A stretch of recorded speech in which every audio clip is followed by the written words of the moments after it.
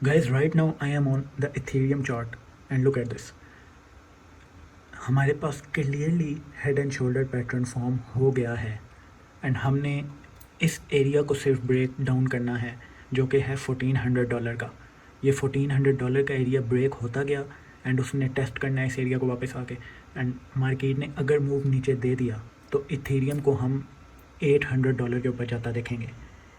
जो कि इसका एक्चुअल बॉटम होगा। तो इस चीज़ को आप लोगों ने माइंड में रखना है एंड ये इवन कि हमारे पास 1 डे के ऊपर भी फॉर्म हो रहा है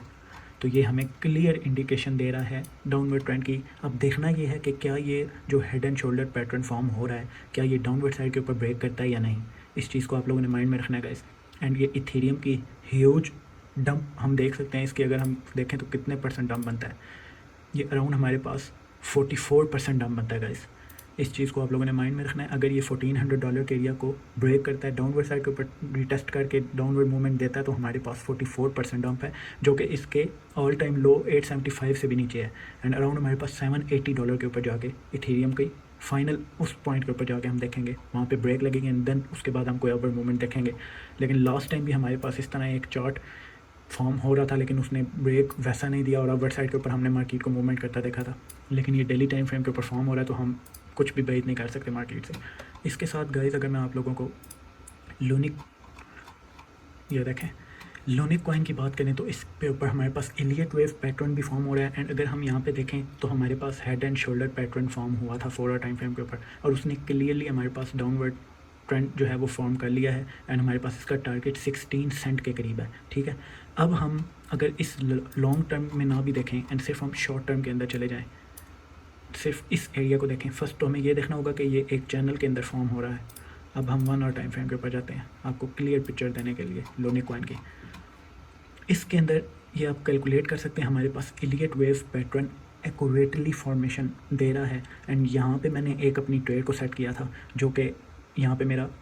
ब्रेक इवन के ऊपर स्टॉप होगी क्योंकि मार्केट में विक हमें बहुत बड़ी अवर साइड के ऊपर देखने को मिली थी एंड उसके बाद तकरीबन 308 के ऊपर मैंने खुद एक ट्रेड ओपन किया जो कि 10% मूव तकरीबन डाउनवर्ड साइड के ऊपर, उसके ऊपर मैं अपना प्रॉफिट बुक करूँगा। तो इस चीज़ को आप लोगों ने माइंड में रखना है एंड हमारे पास जो एक्चुअल टारगेट है वो 25 सेंट के अराउंड होगा। अगर इलियट वेव के पैटर्न के थ्रू भी देखें तो हमारे पास 25 सेंट ही टारगेट इसका बनता है एंड ओवरऑल अगर हम देखें तो इसका जो ब्रेक डाउनवर्ड साइड के ऊपर हम कई दिनों के बाद जो टारगेट देखेंगे वो अराउंड हमारे पास 17 सेंट के होगा। लेकिन अभी मिड टर्म में हम बात करें तो हमारे पास 25 सेंट इसका टारगेट बनता है। गाइस अगर इसके साथ बिटकॉइन की बात करें तो बिटकॉइन के ऊपर कुछ खास ऐसा पैटर्न बनता हुआ दिखाई नहीं दे रहा, ना कोई इसमें फॉर्मेशन सही हो रही है। यहाँ पे एक हमारे पास डिसेंडिंग ट्रायंगल बना था जिसने डाउनवर्ड साइड के ऊपर ब्रेक किया था एंड एक्यूरेटली जो यहाँ पे टारगेट बनता है उसको टच करके फिर अपवर्ड साइड के ऊपर गया एंड जो अपवर्ड साइड का टारगेट था उस पर भी ये एक्यूरेट, ये देखें एक्यूरेट उसने ये टारगेट फॉर्म किया एंड अब वो अगेन इस चैनल के अंदर था, फिर उसने ये चैनल ब्रेक किया, वो इस साइड के ऊपर रीटेस्ट कर रहा है एरिया को, लेकिन वो लगता नहीं है कि होल्ड कर पाएगा। तो इस चीज़ को माइंड में रखना है कि अभी हम बिटकॉइन के चार्ट के ऊपर कोई ऐसा पैटर्न हमें नहीं नज़र आ रहा कि हम देखेंगे कि उसके अंदर हमें कोई फॉर्मेशन बनती हुई दिखाई दे रही हो। एंड गाइस आडा कॉइन की अगर बात करें, आडा कॉइन हमारे पास इस चैनल के अंदर था और उसने ये इस चैनल को ब्रेक किया एंड हमारे पास तकरीबन ये यहाँ पे अपवर्ड साइड के ऊपर मूव देखा हमने। फिर इसके बाद यहाँ पे स्मॉल टाइम फ्रेम के ऊपर अगर हम आ जाए, हमें इसके अंदर एक बुलिश फ्लैग पैटर्न बनता हुआ दिखाई दे रहा था जिसका टारगेट हमारे पास अराउंड 5033 पे बनता है, 0.5033 एंड इसका अगर क्योंकि अभी वासल हार्ड फोर्क है तो इसके अंदर अभी जो अपवर्ड मूवमेंट है वो आना है, चाहे बिटकॉइन किसी भी मूव दे, लेकिन हम 21 सितंबर से पहले आडा के अंदर मूव देखेंगे एंड अगर vassal hard fork successful implement हो गया तो शायद हम आडा को 60 सेंट को भी क्रॉस करता देखें। एंड गाइस अगर आडा के हम 1 डे टाइम फ्रेम की बात करें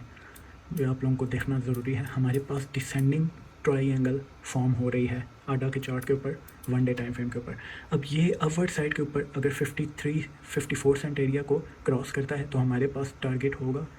0.74 सेंट का, लेकिन अगर ये एरिया क्रॉस नहीं करता तो हमारे पास डाउनवर्ड साइड के ऊपर टारगेट 16 सेंट का होगा। तो इस चीज़ को माइंड में रखना है, उसके लिए हमारे पास 41 सेंट के एरिया को ब्रेक करना ज़रूरी होगा। तो इस चैनल को आप लोगों ने माइंड में रखना है। अगर ये फॉर्मेशन इस चैनल की नहीं होती तो हम एक बहुत बड़ा डंप देखेंगे आडा के अंदर जो कि तकरीबन होगा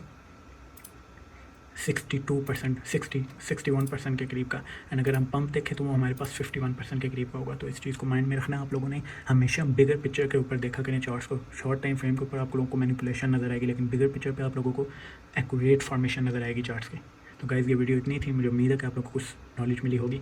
अगर लाइक नहीं किया तो लाइक करें, सब्सक्राइब नहीं किया तो सब्सक्राइब करें।